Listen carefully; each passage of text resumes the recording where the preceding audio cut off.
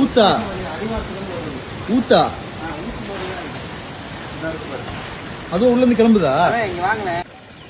இப்போ நம்ம நிக்கிறது அந்த சோலைவனத்துல இருக்க ஒரு ருத்ராட்ச மரத்துக்கு கீழே. இங்க பாருங்க, இதோட வயசு பாத்தீங்கன்னா எப்படி ஒரு 100-200 வருஷத்துக்கு முன்னாடி ருத்ராட்ச மரமா இருக்கும்.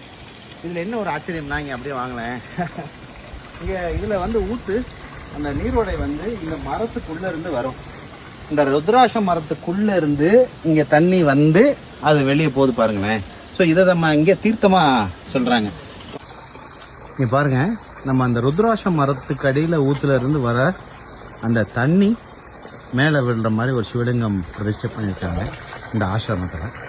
இவ்வளோ பெரிய ருத்ராட்ச மரம்னு பாருங்க, ஆச்சரியம்தான்.